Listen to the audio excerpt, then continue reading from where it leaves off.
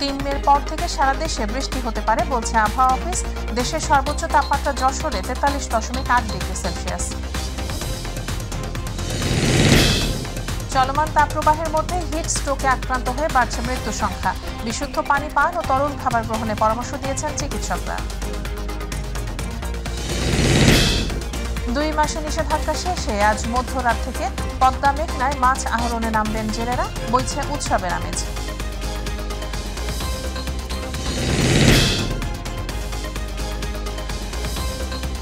আসসালামু আলাইকুম, আমন্ত্রণ মাইটিভি জেলা সংবাদে। আপনাদের সাথে আছি আমি উম্মে সাবরিনা। দর্শক, বলছিলাম শিরোনাম, এবার বিস্তারিত। আগামী 3 মের পর দেশে বৃষ্টি হতে পারে এবং 10 মের পর মাত্রাতিরিক্ত এই তাপদাহ থেকে স্বস্তিদায়ক পরিস্থিতি সৃষ্টি হবে। তবে চলমান তাপপ্রবাহ আগামীকাল পর্যন্ত থাকবে বলে জানিয়েছেন আবহাওয়াবিদ মোহাম্মদ শাহিনুল ইসলাম। এদিকে তীব্র তাপপ্রবাহের কারণে ঢাকা সহ দেশের 27 জেলার সব স্কুল, কলেজ ও মাদ্রাসা বন্ধ ঘোষণা করেছে শিক্ষা মন্ত্রণালয়। মৌসুমের সর্বোচ্চ তাপমাত্রা আজ রেকর্ড করা হয়েছে যশোরে 43.8 degree Celsius. Abu Sayeed Apu report. গেল সপ্তাহ ধরে সারা দেশে চলছে কাঠফাটা তাপদাহ। অস্বস্তিতে রয়েছে সব শ্রেণী পেশার মানুষ। তবে আবহাওয়া দপ্তর বলছে আগামী মে মাসের 2 তারিখ থেকে তাপপ্রবাহ কমতে শুরু করবে। প্রথমে পূর্বাঞ্চল সিলেট ও চট্টগ্রামে বৃষ্টির কারণে তাপমাত্রা কিছুটা হ্রাস পেতে পারে। তবে 3 মের পরে মিলবে স্বস্তির বৃষ্টি। আর 10 তারিখের পর থেকে তাপদাহ কমে স্বস্তিদায়ক পরিস্থিতি সৃষ্টি হবে।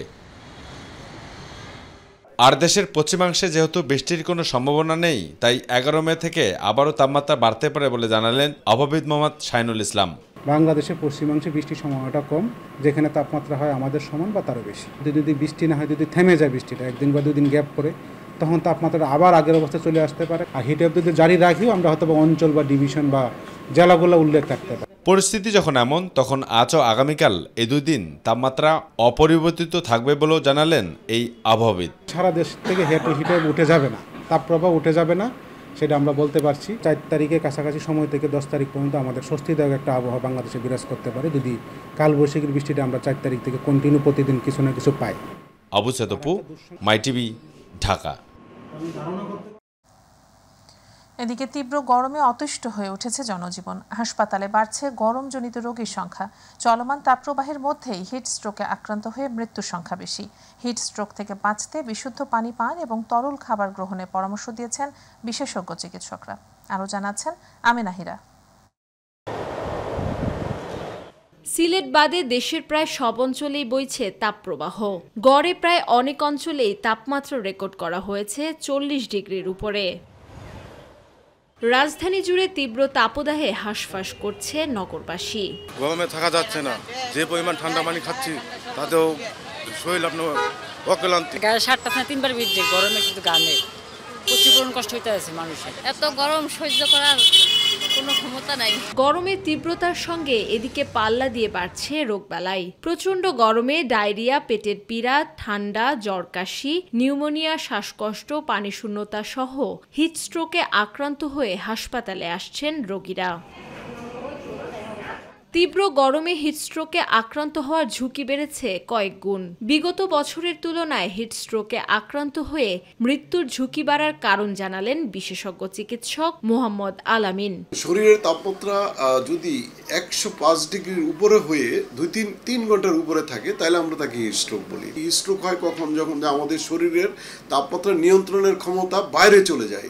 সুইটিং এর মাধ্যমে কিন্তু শরীরের তাপমাত্রাটাকে কমিয়ে দেওয়া হয়, যেটা আমাদের শরীরের মধ্যেই একটা মেকানিজমে কাজ করে। তো সেই ক্ষেত্রে যদি দেখা যায় যে এই তাপমাত্রার কমার মেকানিজমটা বন্ধ হয়ে যায়, তখন শরীরের তাপমাত্রা তাৎক্ষণিকভাবে অনেক বেশি বেড়ে যায়। সেই ক্ষেত্রে তো রোগীটা হিটস্ট্রোকে আক্রান্ত হয়ে মৃত্যুর কোলে পতিত হয়। তাপদাহে হিটস্ট্রোক থেকে বাঁচতে বাড়তি সতর্কতার প্রয়োজন বলেও জানান এই চিকিৎসক। সারাক্ষণ যারা রাস্তায় কাজ করে, তারা কিছুক্ষণ কাজ করে আবার কিছু রেস্ট নিয়ে, গাছতলায় গিয়ে একটু রেস্ট নিয়ে বা ছাতা ব্যবহার করে তারা কাজ করবে। শরীর মুছে দিয়ে তারপর তার টেম্পারেচারটা কমাইতে হবে যেভাবে সম্ভব, তাহলে মৃত্যুর ঝুঁকিটা কমে যায়। আর যদি মৃত্যুর ঝুঁকি যদি খুব বেশি হয়, তাহলে তো হসপিটালে নিয়ে আসতে হবে। সেক্ষেত্রে আমাদেরকে একদম স্পেশালাইজড সার্ভিস দিতে হবে।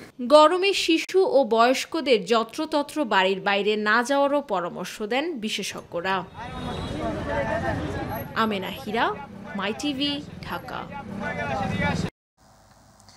গ্রীষ্মের তীব্র তাপদাহে পুড়ছে রাজশাহী মহানগর।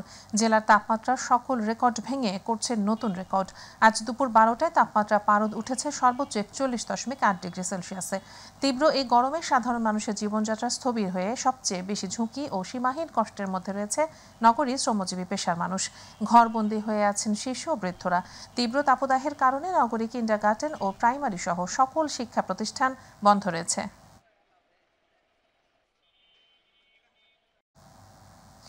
ঝিনাইদহের মহেশপুরে গত 24 ঘন্টায় তীব্র তাপদাহের কারণে হিট স্ট্রোক সহ গরমজনিত রোগে 5 জনের মৃত্যু হয়েছে।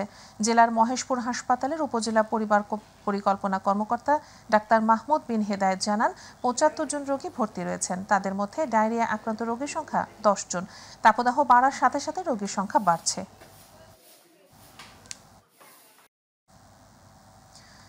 (40.8 ডিগ্রি তাপমাত্রা, প্রচণ্ড গরম আর প্রখর রোদে টাঙ্গাইলের 12টি উপজেলায় ব্যাহত হচ্ছে স্বাভাবিক জীবনযাত্রা।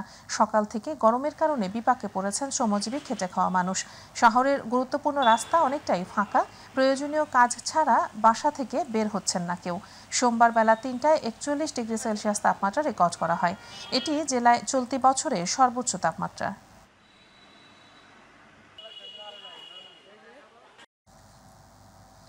এবার অন্যান্য প্রসঙ্গ।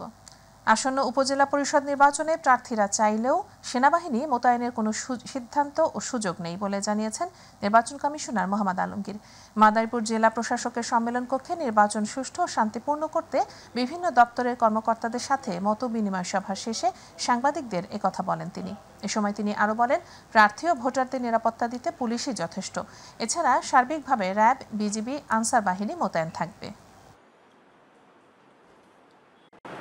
কেউ কিন্তু সেটা আগেই করেন, নির্বাচনের দিনই করেন আর নির্বাচনের পরেই করেন, কোনো অন্যায় কাজ করে পার পাবেন না আপনি যেই হন।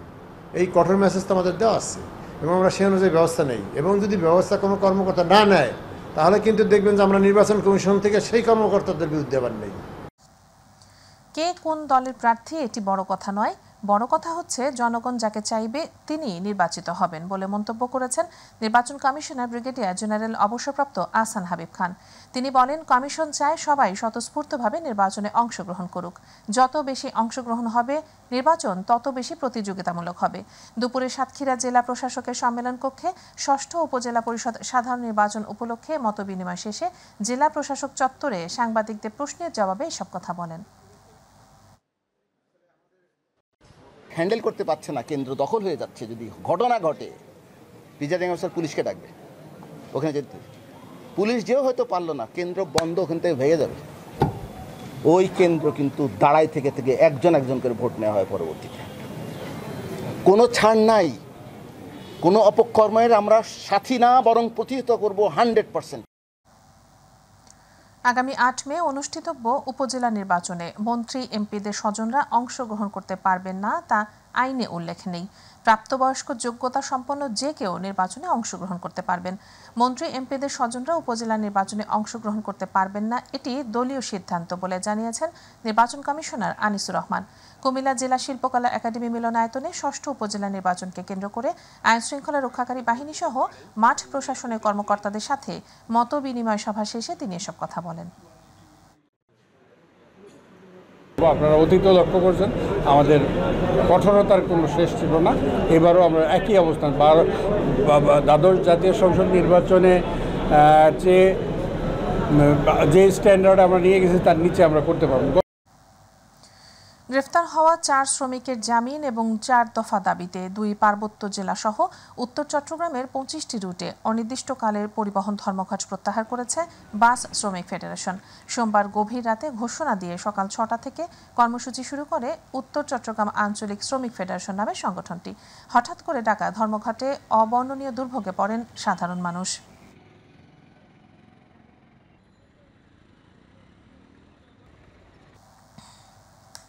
প্রচণ্ড তাপদাহে সাতক্ষীরায় ফারুক হোসেন নামে বেসরকারি স্কুলের এক শিক্ষকের মৃত্যু হয়েছে। সকালে খুলনা সিটি মেডিকেলে চিকিৎসাধীন অবস্থায় তার মৃত্যু হয়। মৃত ওই শিক্ষক ফারুক হোসেন সাতক্ষীরা শহরের নবারুণ উচ্চ বালিকা বিদ্যালয়ের সহকারী ইংরেজি শিক্ষক ছিলেন।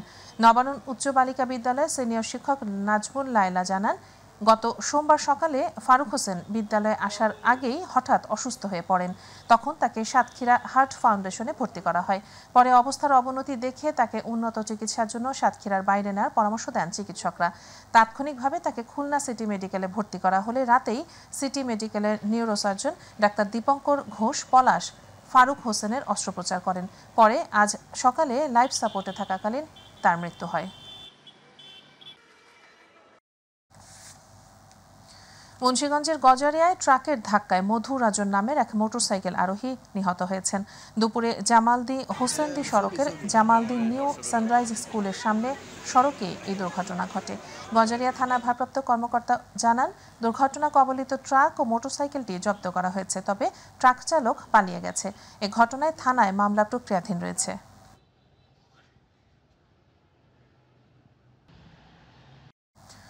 হবিগঞ্জের বাহুবলে মাছ বোঝাই পিকআপ ও ট্রাকের মুখোমুখি সংঘর্ষে পিকআপের চালক ও হেলপার নিহত হয়েছেন। সকালে উপজেলার তগলি নামক স্থানে ঢাকা সিলেট মহাসড়কে দুর্ঘটনা ঘটে। পুলিশ জানায়, সকালে সুতাং বাজার থেকে মাছ বোঝাই পিকআপটি বাহুবল বাজারে মাছ দিয়ে মৌলভীবাজারে জুড়ি যাচ্ছিল। পথিমধ্যে মহাসড়কে তগলি নামক স্থানে সিলেটগামী সিমেন্টে বোঝাই ট্রাক ও পিকআপের মুখোমুখি সংঘর্ষ হলে হতাহতের এই ঘটনা ঘটে।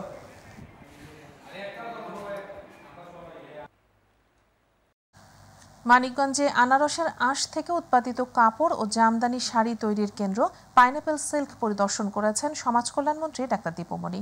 দুপুরে মানিকগঞ্জ সদর উপজেলার চর বেউথা এলাকায় অবস্থিত পাইনঅ্যাপল সিল্ক উৎপাদন কেন্দ্রটি পরিদর্শন করেন তিনি এবং ঘুরে ঘুরে কারখানা শ্রমিকদের সাথে সার্বিক বিষয়ে আলোচনা করেন। এ সময় সমাজসেবা অধিদপ্তরের মহাপরিচালক ডক্টর আবু সালেহ মোস্তফা কামাল, জেলা প্রশাসক রেহেনা আক্তার উপস্থিত ছিলেন।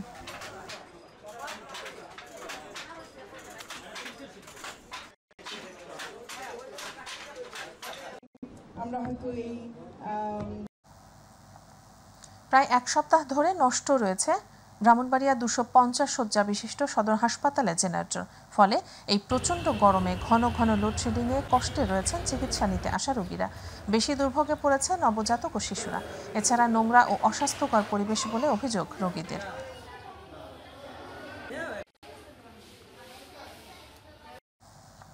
2 মাসের নিষেধাজ্ঞা শেষে আজ মধ্যরাত থেকে চাঁদপুরের পদ্মা মেঘনায় মাছ আহরণে নামবেন জেলেরা।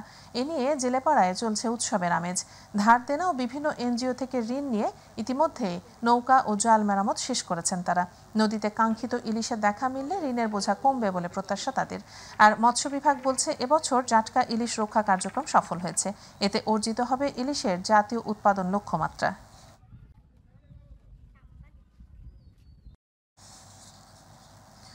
পরিবেশ অধিদপ্তরের কোনো ছাড়পত্র না থাকা, কাঠ পোড়ানো ও সঠিক পদ্ধতিতে ভাটার কার্যক্রম পরিচালনা না করায় নওগাঁয় 6টি ইট ভাটাকে 9 লাখ টাকা জরিমানা করা হয়েছে। সকালে জেলার পত্নীতলা ও বদলগাছি উপজেলার বিভিন্ন ইটভাটায় অভিযান চালিয়ে এ জরিমানা করেন পরিবেশ অধিদপ্তরের মনিটরিং অ্যান্ড এনফোর্সমেন্ট উইং এর এক্সিকিউটিভ ম্যাজিস্ট্রেট সুলতানা সালেহা সুমি। অভিযানে 3টি ইটভাটা ভেঙে দিয়ে কার্যক্রম সম্পূর্ণ বন্ধ করে দেওয়া হয়।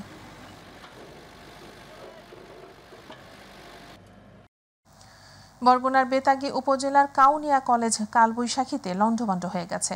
সকালে ঝড়ে উড়ে গেছে 9টি শ্রেণীকক্ষ সহ 11টি কক্ষের টিনের চালা। এছাড়া কলেজের টিন শেড ভবনের একপাশের দেয়াল পুরোপুরি ধসে গেছে। প্রায় 700 শিক্ষার্থী নিয়ে বিপাকে পড়েছে কলেজ কর্তৃপক্ষ। কাউনিয়া কলেজের অধ্যক্ষ বলেন, ঝড়ে ক্লাসরুম ক্ষতিগ্রস্ত হওয়ায় শিক্ষার্থীদের নিয়ে এখন বিপাকে তারা। ক্লাসরুম সংকটে এখন ক্লাস এবং পরীক্ষাও অনিশ্চিত হয়ে পড়েছে।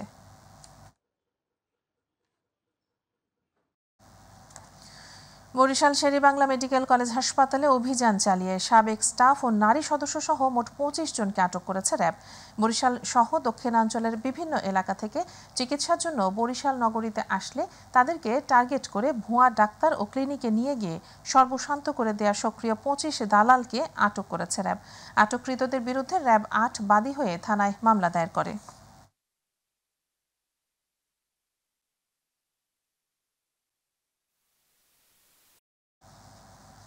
ব্রাহ্মণবাড়িয়ায় জমি সংক্রান্ত বিরোধে চাঞ্চল্যকর কামাল হত্যা মামলার 12 জন আসামিকে গ্রেপ্তার করেছে র্যাব। মঙ্গলবার র্যাব 9 CPC 1 ব্রাহ্মণবাড়িয়া কোম্পানির একটি আভিযানিক দল জেলার বিভিন্ন এলাকায় অভিযান পরিচালনা করে তাদের গ্রেপ্তার করে। র্যাব জানায়, গত 13 এপ্রিল সরাইল শাহজাদপুর এলাকায় জমি সংক্রান্ত বিরোধের জেরে ভিকটিম কামাল মিয়াকে গুরুতর জখম করে হত্যা করে আসামিরা। এ ঘটনায় ভিকটিমের ছেলে তোফায়েল মিয়া বাদী হয়ে ১১৯ জনের নাম উল্লেখ সহ অজ্ঞাতনামা ৫০ থেকে ৫৫ জনের নাম সরাইল থানায় একটি হত্যা মামলা দায়ের করে। গ্রেপ্তারকৃতদের ব্রাহ্মণবাড়িয়া জেলার সরাইল থানায় হস্তান্তর করা হয়েছে।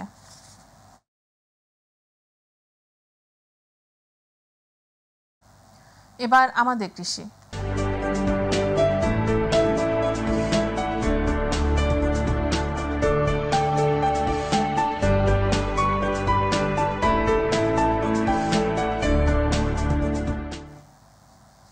বরিশালের আগৈলঝাড়া উপজেলার রাজিহার ইউনিয়নের গোয়াইল পার্টনারশিপ ইন ব্র্যাক ডিএই কৃষি উন্নয়ন প্রকল্পের আওতায় কৃষকদের নিয়ে বোরো ধান বঙ্গবন্ধু ১০০ এর শস্য কর্তন ও মাঠ দিবস পালিত হয়েছে।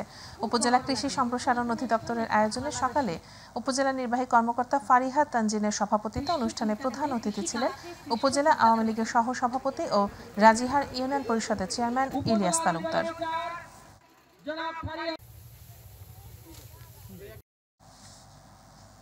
সমন্বিত ব্যবস্থাপনার মাধ্যমে কৃষি যান্ত্রিকীকরণ উন্নয়ন সহায়তা প্রকল্পের ভর্তুকির আওতায় যশোরের বাঘারপাড়াতে উপজেলা কৃষি অধিদপ্তর কর্তৃক কৃষকদের মাঝে ৩টি কম্বাইন্ড হারভেস্টার মেশিন প্রদান করা হয়েছে।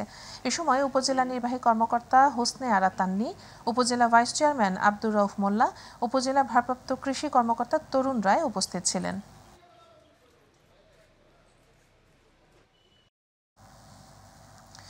টাঙ্গাইলের নাগরপুরে ৩ দিনব্যাপী খাদ্যভিত্তিক পুষ্টি বিষয়ক প্রশিক্ষণ সমাপ্ত ও সার্টিফিকেট বিতরণ করা হয়েছে। আজ উপজেলা পরিষদ মিলনায়তনে কৃষি সম্প্রসারণ অধিদপ্তরের সহযোগিতায় এবং বাংলাদেশ ফলিত পুষ্টি গবেষণা ও প্রশিক্ষণ ইনস্টিটিউট কৃষি মন্ত্রণালয়ের আয়োজনে ৩ দিনব্যাপী প্রশিক্ষণের সার্টিফিকেট বিতরণের মাধ্যমে প্রশিক্ষণ শেষ হয়। প্রশিক্ষণ পরিচালনা করেন ঊর্ধ্বতন বৈজ্ঞানিক কর্মকর্তা বার্টন ট্রেইনার ফারুক।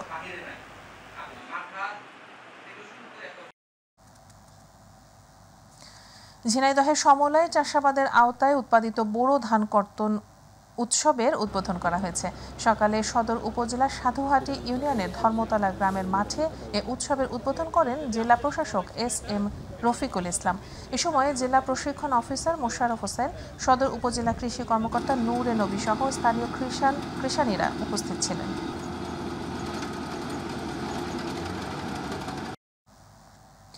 নড়াইল সদরের গোবরা এলাকায় উন্নত জাতের ব্রি ধান ১০২ কর্তন ও মাঠ দিবস অনুষ্ঠিত হয়েছে। গোবরা গ্রামের কৃষক বাদশাহ মোল্লার বাড়ির আঙিনায় মাঠ দিবসের আয়োজন করা হয়। অনুষ্ঠানে প্রধান অতিথি ছিলেন কৃষি সম্প্রসারণ অধিদপ্তর নড়াইলের উপপরিচালক আশেক পারভেজ। অনুষ্ঠানে বাস্তবায়নকারী প্রতিষ্ঠান আন্তর্জাতিক সার উন্নয়ন সংস্থার ফিল্ড সুপারভাইজার শরীফুল আলম মিনা সহ এলাকার কৃষক কৃষানীরা উপস্থিত ছিলেন।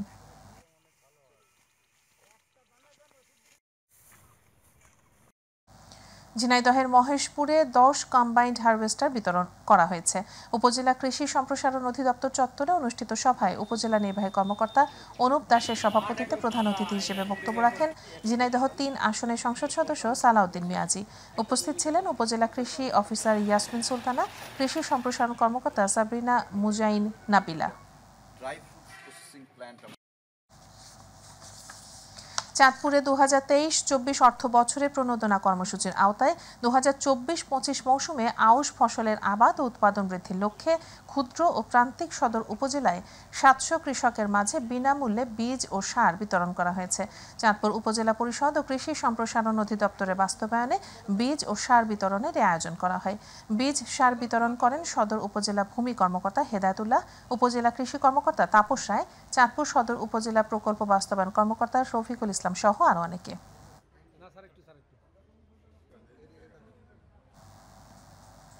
বিগত কয়েক মৌসুমের তুলনায় এবারে ফরিদপুরের তেল জাতীয় ফসলের উৎপাদন বৃদ্ধি পাওয়ায় কৃষকদের মাঝে পুরস্কার বিতরণ করা হয়েছে। ফরিদপুর কৃষি সম্প্রসারণ অধিদপ্তরের আয়োজনে মঙ্গলবার শহরের ট্যাপাখোলায় খামার বাড়িতে এ অনুষ্ঠান অনুষ্ঠিত হয়। কৃষিবিদ রফিকুল ইসলামের সভাপতিত্বে প্রধান অতিথি ফরিদপুর জেলা প্রশাসক কামরুল আহসান তালুকদার কৃষকদের হাতে পুরস্কার তুলে দেন।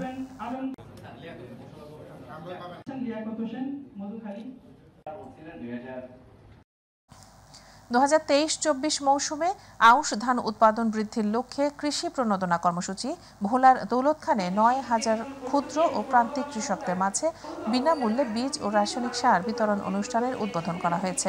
উপজেলা কৃষি কর্মকর্তা কৃষিবিদ হুমায়রা সিদ্দিকার সঞ্চালনায় ও উপজেলা নির্বাহী কর্মকর্তা পাঠান সাইদুজ্জামানের সভাপতিত্বে অনুষ্ঠানে প্রধান অতিথি ছিলেন অতিরিক্ত জেলা প্রশাসক মোহাম্মদ কায়সার খসরু।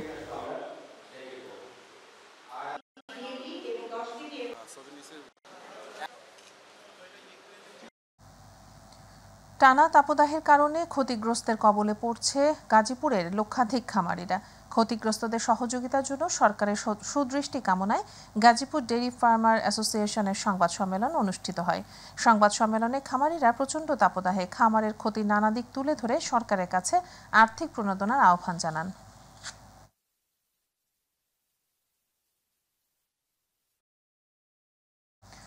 জেলা সংবাদে নিচ্ছে বিরতি, ফিরছে একটু পর, সাথে থাকুন। বিরতির পর আবারও স্বাগত, আপনারা দেখছেন মাই টিভি সংবাদ। চট্টগ্রামে লোহাগড়ায় অবৈধ স্থাপনা উচ্ছেদ অভিযান পরিচালনা করেছে চট্টগ্রাম দক্ষিণ সড়ক ও জনপথ বিভাগ। চট্টগ্রাম কক্সবাজার মহাসড়কের লোহাগড়া অংশে রাস্তার দুপাশে অবৈধভাবে গড়ে তোলা দোকান, ফুটপাত দখলমুক্ত করতে ভ্রাম্যমাণ আদালতে এ অভিযান পরিচালনা করেন নির্বাহী ম্যাজিস্ট্রেট ও লোহাগড়া উপজেলা সহকারী কমিশনার নাজমুন নাইলা। এ সময় সড়ক ও জনপথ অধিদপ্তর ও চট্টগ্রামের উপসহকারী প্রকৌশলী আবু হানিফ সহ আইনশৃঙ্খলা বাহিনীর সদস্যরা উপস্থিত ছিলেন।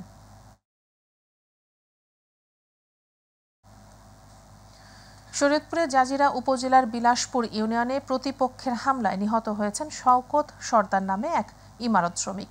এছাড়াও সন্ত্রাসীরা বেশ কয়েকটি বসতবাড়ি ভাঙচুর ও লুটপাট চালায়। এ ঘটনায় এলাকায় অতিরিক্ত পুলিশ মোতায়েন করা হয়েছে।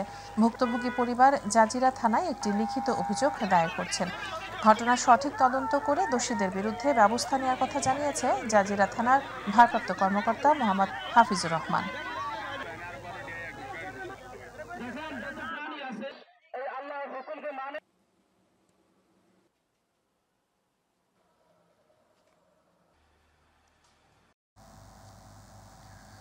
মানিকগঞ্জের শিবালয়ে জেলা আওয়ামী লীগ সহ সভাপতি ও এবারের উপজেলা পরিষদ নির্বাচনে চেয়ারম্যান প্রার্থী আব্দুর রহিম খানের বাড়িতে ককটেল বিস্ফোরণ, গুলি হামলায় তীব্র নিন্দা ও বিচার দাবিতে মানববন্ধন ও বিক্ষোভ মিছিল হয়েছে।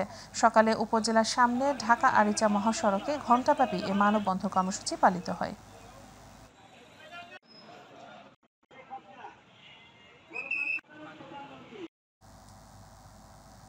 তীব্র দাবদাহ থেকে তৃষ্ণার্ত মানুষকে স্বস্তি দিতে মাগুরা জেলা পুলিশের পক্ষ থেকে বিশুদ্ধ পানি ও খাবার স্যালাইন বিতরণ করা হয়েছে। দুপুরে জেলা পুলিশের উদ্যোগে শহরে চৌরঙ্গি মোড়ে বিভিন্ন শ্রেণী পেশা মানুষের মাঝে এসব বিশুদ্ধ খাবার পানি ও খাবার স্যালাইন বিতরণ করা হয়। এ সময় অতিরিক্ত পুলিশ সুপার কলিমুল্লাহ সহ জেলার বিভিন্ন ইউনিটের পুলিশ কর্মকর্তারা উপস্থিত ছিলেন।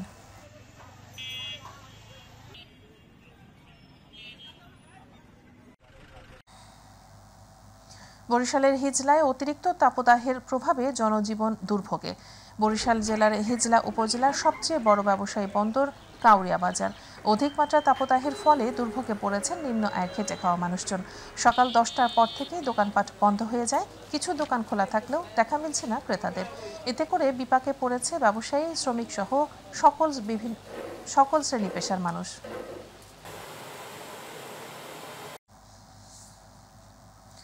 ঝিনাইদহে বৃক্ষরোপণ কর্মসূচি পালন করেছে ছাত্রলীগ। দুপুরে শহরের উজির আলী স্কুল মাঠ প্রাঙ্গণে জেলা ছাত্রলীগের সহসভাপতি বিপ্লব হোসেনের নেতৃত্বে এই কর্মসূচির উদ্বোধন করা হয়।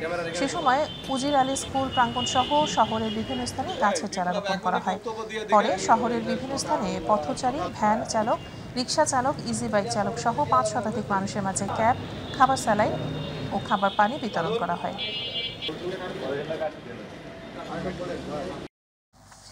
কুমিল্লার মুরাদনগরে বিএনপির ডাকা হরতালে ককটেল বিস্ফোরণ ও পুলিশের কাছ থেকে অস্ত্র ছিনতাইয়ের অভিযোগ দণ্ডিত পলাতক আশরাফুলকে নিখোঁজ দাবি করেছেন তার পরিবার। ঘটনা ষড়যন্ত্রমূলক দাবি করে পরিবারের সদস্যরা বলছেন, ঘটনার দিন থেকে নিখোঁজ রয়েছেন আশরাফুল। 2011 সালে বিএনপি নেতৃত্বাধীন জোটের ডাকে হরতালে ককটেল বিস্ফোরণের ঘটনায় বিস্ফোরক দ্রব্য উৎপাদন বলি আইন 2008 এর সংশোধনীয় 2 এর 3 ধারায় মামলা করে পুলিশ। 2015 সালে মামলায় আসামি আশরাফুলের মৃত্যুদণ্ডের রায় হয়। ঘটনার পর থেকেই পলাতক রয়েছেন মৃত্যুদণ্ডপ্রাপ্ত আসামি আশরাফুল।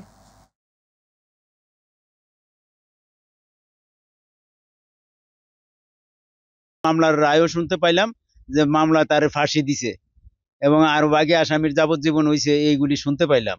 আর বাকি আসামি কিছু খালাস হয়েছে, এটিও শুনলাম। কিন্তু আমরা তো আর দেখি নাই, ফুলার খুঁজে আমরা যে কি কমু, আর বাচ্চা থাকলে আর কয়দিন থাকবো, বাঁচার মতো আর কোনো ব্যবস্থা নেই। এমনি শুনতেছি মানুষের কাছে দেখলে ফাঁসি হয়েছে, এরকম ঘটনা হয়েছে। আমি ছেলের দেওয়া পাই না, ছেলের আসেও না বাড়ি, কোনো ছেলে কই তাহে কই কি রে কোনো খবরও নাই। ধরবো মানে অবশ্যই ধরবো, আরে করবো মানে কি, আপনি আমার নাম থেকে রাখেন। সিরাজগঞ্জের রায়গঞ্জ উপজেলায় পরিষদ চত্বরে নবনির্মিত উন্মুক্ত লাইব্রেরি নিঃশব্দ মহাকাল এর উদ্বোধন করা হয়েছে। সোমবার সন্ধ্যায় উন্মুক্ত লাইব্রেরিটি উদ্বোধন করেন জেলা প্রশাসক মীর মাহবুবুর রহমান। উপজেলা নির্বাহী অফিসার মোহাম্মদ নাহিদ হাসান খানের সভাপতিত্বে উদ্বোধনী অনুষ্ঠানে উপজেলা সহকারী কমিশনার ভূমি তানজিল পারভেজ, রায়গঞ্জ পৌর মেয়র আব্দুল্লাহ আল পাঠান সহ অন্যান্যরা উপস্থিত ছিলেন।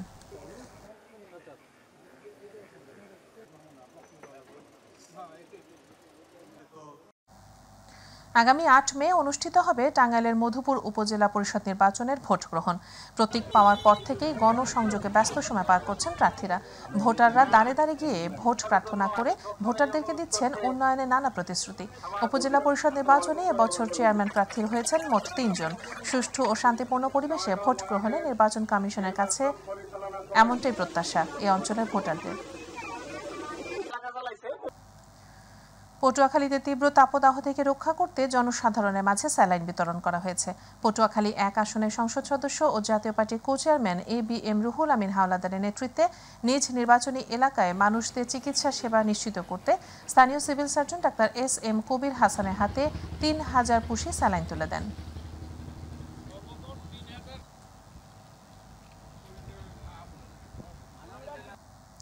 চলমান তীব্র তাপদাহের মধ্যে ব্যক্তিগত উদ্যোগে তৃতীয় দিনের মতো আজও রাজধানীতে শ্রমজীবী মানুষের মাঝে খাবার স্যালাইন ও পানি বিতরণ করেছে ঢাকা মহানগর উত্তর আওয়ামী লীগের যুগ্ম সাধারণ সম্পাদক ও সাবেক সংসদ সদস্য মোহাম্মদ হাবিব হাসান। দুপুরে রাজধানীর উত্তরার আজমপুর আমির কমপ্লেক্স ও আশপাশের এলাকায় পায়ে হেঁটে পথচারী, রিকশা চালক, CNG চালক সহ শ্রমজীবীদের কিছুটা স্বস্তি দিতে বিনামূল্যে বিশুদ্ধ পানি ও খাবার স্যালাইন বিতরণ করেন তিনি। দেশজুড়েই বয়ে চলছে তীব্র তাপদাহ। সেই তীব্র দাবদাহ থেকে তৃষ্ণার্ত মানুষকে স্বস্তি দিতে ফরিদপুর জেলা পুলিশের পক্ষ থেকে বিশুদ্ধ পানি, খাবার স্যালাইন ও গামছা বিতরণ করা হয়েছে। জেলা পুলিশের উদ্যোগে ফরিদপুর শহরের প্রাণকেন্দ্র জনতা ব্যাংকের মোড়ে শ্রমজীবী রিকশা চালক, ভ্যান চালক, অটো চালক ও বিভিন্ন শ্রেণী পেশার মানুষের মাঝে এসব বিশুদ্ধ খাবার পানি, খাবার স্যালাইন ও গামছা বিতরণ করেন জেলার পুলিশ সুপার মোর্শেদ আলম।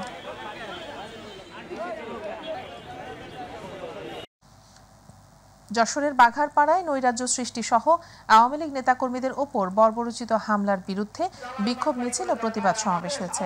গতকাল বিকেলে উপজেলা আওয়ামী লীগ কার্যালয়ের সামনে বাঘারপাড়ায় উপজেলা সরকারি অফিস চত্বরে এ বিক্ষোভ মিছিল ও প্রতিবাদ সমাবেশ অনুষ্ঠিত হয়। বীর মুক্তিযোদ্ধা সন্তোষ কুমার অধিকারীর সভাপতিত্বে কর্মসূচিতে প্রধান অতিথি ছিলেন উপজেলা আওয়ামী লীগ সাধারণ সম্পাদক হাসান আলী। বিশেষ অতিথি ছিলেন উপজেলা ভাইস চেয়ারম্যান আব্দুর রহমুল্লাহ। কেরানীগঞ্জ উপজেলা মাসিক আইন শৃঙ্খলা কমিটির সভা অনুষ্ঠিত হয়েছে। দুপুরে উপজেলা পরিষদ মিলনায়তনে অনুষ্ঠিত এই সভায় সভাপতিত্ব করেন উপজেলা নির্বাহী কর্মকর্তা মোহাম্মদ আবু রিয়াদ। সভায় বক্তব্য রাখেন উপজেলা মহিলা ভাইস চেয়ারম্যান আলো বেগম, সহকারী কমিশন সালাউদ্দিন আইয়ুবী, সহকারী কমিশন ভূমি মনিজা খাতুন, উপজেলা প্রকৌশলী মাহমুদুল্লাহ, রোহিতপুর ইউনিয়ন পরিষদ চেয়ারম্যান আব্দুল আলী, আইন শৃঙ্খলা রক্ষাকারী কর্মকর্তা সহ আরও অনেকে।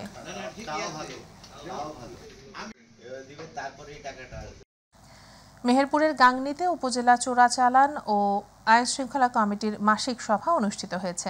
সকাল 11:30টায় উপজেলা পরিষদের সভাকক্ষে সভা অনুষ্ঠিত হয়। সভায় সভাপতিত্ব করেন উপজেলা নির্বাহী অফিসার প্রীতম সাহা। এ সময় পৌর মেয়র আহমেদ আলী, উপজেলা সহকারী কমিশনার নাদির হোসেন শামীম, গাংনী থানার অফিসার ইনচার্জ তাজুল ইসলাম, উপজেলা স্বাস্থ্য কর্মকর্তা সুপ্রভা রানী সহ সরকারি কর্মকর্তা ও জনপ্রতিনিধিরা উপস্থিত ছিলেন। কুষ্টিয়ার কুমারখালীতে উপজেলা আইন শৃঙ্খলা কমিটির মাসিক সভা হয়েছে। সকালে উপজেলা প্রশাসনের আয়োজনে উপজেলা পরিষদ সভা কক্ষে এ সভা হয়। এ সময় উপজেলা নির্বাহী কর্মকর্তা এস.এম. মিকাইল ইসলামের সভাপতিত্বে অন্যান্যের মধ্যে উপজেলা সহকারী কমিশনার আমিরুল আরাফাত, কুমারখালী থানার ভারপ্রাপ্ত কর্মকর্তা আকিবুল ইসলাম, কুমারখালী আবাসিক মেডিকেল কর্মকর্তা ডাক্তার সাইদ সাকিব, উপজেলা সমাজ সেবা কর্মকর্তা মোহাম্মদ আলী উপস্থিত ছিলেন।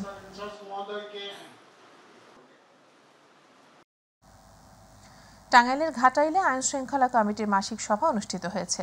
সকালে উপজেলা নির্বাহী অফিসার ইর্তিজা হাসানের সভাপতিত্বে উপজেলা পরিষদ সভা কক্ষে এ সভা অনুষ্ঠিত হয়। সহকারী কমিশনার কিশোর কুমার দাস, ঘাটাইল থানার পুলিশ পরিদর্শক সজল খান, প্রাণী সম্পদ কর্মকর্তা ডাক্তার বাহাউদ্দিন সারোয়ার রিজভী এ সময় উপস্থিত ছিলেন। টাঙ্গাইলের নাগরপুরে সর্বজনীন পেনশন স্কিম অবহিতকরণ সভা অনুষ্ঠিত হয়েছে। গতকাল উপজেলা প্রশাসনের আয়োজনে সর্বজনীন পেনশন স্কিম অবহিতকরণ সভা পরিষদ মিলনায়তনে অনুষ্ঠিত হয়। উপজেলা নির্বাহী অফিসার রেজা মোহাম্মদ গোলাম মাসুদ প্রধান এর সভাপতিত্বে উপস্থিত ছিলেন উপজেলা কৃষি অফিসার ইমরান হোসাইন, উপজেলা প্রাণী সম্পদ কর্মকর্তা ডাক্তার মাহবুবুর রহমান, পল্লী উন্নয়ন কর্মকর্তা মহসিন রেজা সহ অন্যান্যরা। কারিগরি বৃত্তিমূলক শিক্ষা সপ্তাহ উপলক্ষে ময়মনসিংহ পলিটেকনিক ইনস্টিটিউটের উদ্যোগে দিনব্যাপী চাকুরি মেলা অনুষ্ঠিত হয়েছে। সকালে পলিটেকনিক মাঠে ফিতা কেটে ও বেলুন উড়িয়ে মেলার উদ্বোধন করেন বিভাগীয় কমিশনার উম্মে সালমা তানজিয়া। মেলায় অংশগ্রহণকারী 38টি বেসরকারি প্রতিষ্ঠানের মধ্যে 6টি প্রতিষ্ঠান তাৎক্ষণিক 38 জনকে চাকরির নিয়োগপত্র প্রদান করে। নড়াইলে শেষ হলো 15 দিন ব্যাপী সুলতান মেলা। চিত্রশিল্পী এস.এম. সুলতানের 99তম জন্মবার্ষিকী উপলক্ষে সুলতান মঞ্চ চত্বরে এ মেলা অনুষ্ঠিত হয়। মেলার সমাপনী অনুষ্ঠানে বাংলাদেশ চারু ও কারুকলা মহাবিদ্যালয়ের প্রাক্তন ছাত্র নাসিম আহমেদ নাদভিকে সুলতান পদক প্রদান করা হয়। সংস্কৃতি বিষয়ক প্রতিমন্ত্রী নাহিদ ইজাহার খান এমপি প্রধান অতিথি থেকে এই শিল্পীকে সম্মাননা ও সুলতান স্বর্ণ পদক প্রদান করেন। অনুষ্ঠানে সম্মানিত অতিথি হিসেবে উপস্থিত ছিলেন নড়াইল 2 আসনের এমপি জাতীয় সংসদের হুইপ মাশরাফি বিন মর্তুজা।